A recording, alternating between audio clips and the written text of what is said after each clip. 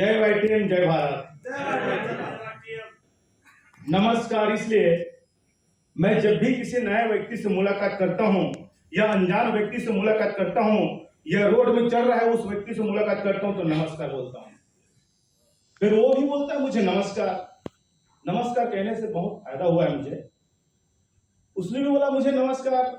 मैंने बोला भाई साहब कहां से हो, कैसे हो, क्या करते हो। मैं उससे पूरा बायोडाटा लिया। फिर वो भी पूछता है आप क्या काम करते हो। तो आइए मैं बताता हूं क्या काम करते हो।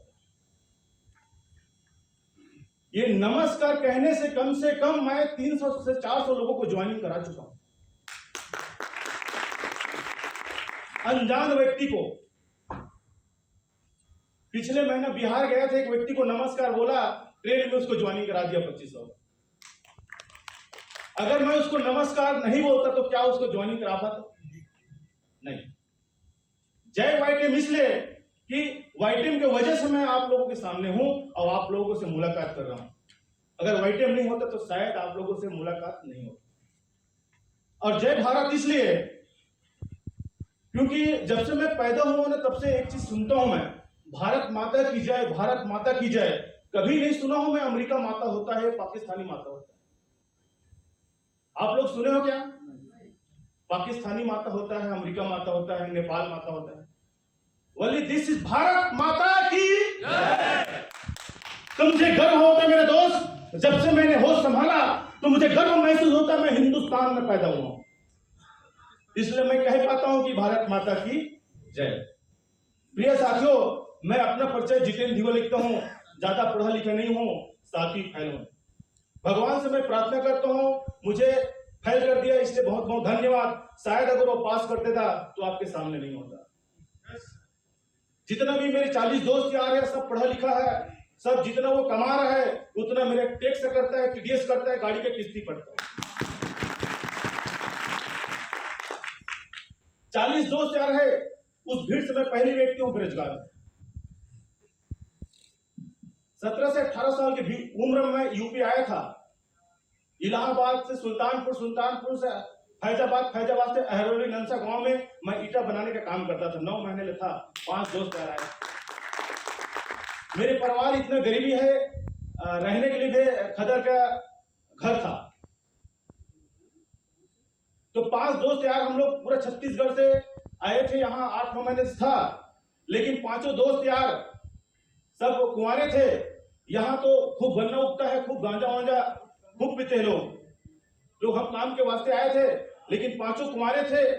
खाने पीने के चक्कर में हम लोग कर्जे में डूब गए। जितना बनाना था नहीं बना पाया। लास्ट में बरसात हो गया, पैसा नहीं बचा पाया। फिर हम लोग यहां से पांचों निकल गए।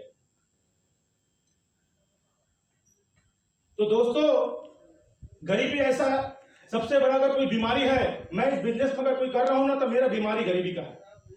दुनिया में हर बीमारी लग जाए लेकिन गरीबी का बीमारी ना लगे, मुझे ऐसा लगता है। क्योंकि मेरे 7 पीढ़ी, मेरे खानदान में मैं पहली व्यक्ति हूं जो 7वीं तक पढ़ा लिखा हूं। सब अनपढ़ है, एक भी क्लास पहले नहीं पढ़ा है। मेरे खानदान में पहली व्यक्ति हूं जो मेरे पास मोटर गाड़ी अभी खेत खा रहा है। मेरे खानदान में किसी के पास पट्टा भी नहीं है, सब गरीब। लेकिन इस बिजनेस ने मेरा ऐसा सीने में आग लगा दिया। सर के बाद 2-4 बाद मुझे लगा कि जितेंद्र धीवर, अगर तू अनपढ़ है तो कोई बात नहीं है, तेरे खानदान में कोई अमीर नहीं है तो कोई बात नहीं है, तेरे खानदान में कोई पढ़ा लिखा नहीं है तो कोई बात नहीं है, तेरे खानदान में अगर कोई सक्सेसफुल नहीं है, कोई मंत्री नहीं, कोई नेता नहीं, कोई बात नहीं है। आप चुपचाप इस बिजनेस को कर लो। 1 से 1.5 साल आप पूरा जिंदगी बदल सकते हो। मेरे दोस्त, मैं लाइफ में कभी नहीं सोचा था 6 महीने में डायमंड पहुंच गया। आज जब 6 महीने में डायमंड पहुंचा, रायपुर से सर ने मेरे स्वागत के लिए कार का रेम लगा दिया था।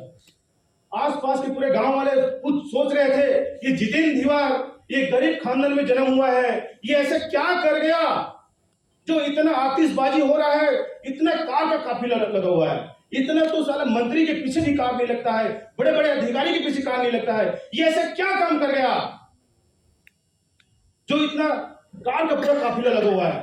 70 से 80 कार था जो कार का काफिला लगा हुआ था।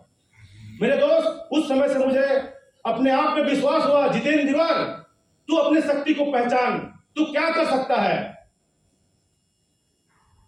तो मेरे दोस्तों एक मैसेज के माध्यम से बताना चाहता हूं, एक पति पत्नी एक बच्चा कार में जा रहा था, रात के समय था, सफर में था, जंगल के बीच में सामने बिल्ली गुजरा, मारा ब्रेक, कार पलट गया, बच्चा कार के अंदर फंस गया और पति पत्नी बाहर हो गया।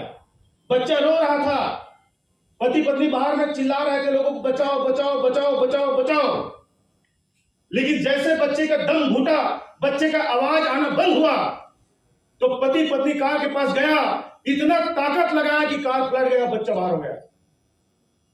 बताने के रीजन ये है, ये बताने का मतलब ये है मेरे प्रिय साथियों, अगर वो बच्चा रो रहा था उस समय कहीं वो अपनी हिम्मत को, अपने शक्ति को कहीं पहचान लेता, उस कार के पास जाकर अपनी ताकत को वहीं दिखा देता, तो वो कार पलट जाता, वो बच्चा बाहर हो जाता, वो जिंदा रहता।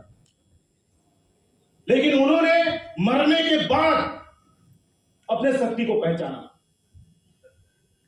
मेरे साथियों, अभी आपका उम्र 30 साल, 35 साल, 40 साल, 45 साल, ये मानव जीवन दिया है आपको। अभी अपनी ताकत को पहचानो। कहीं गुजर गया,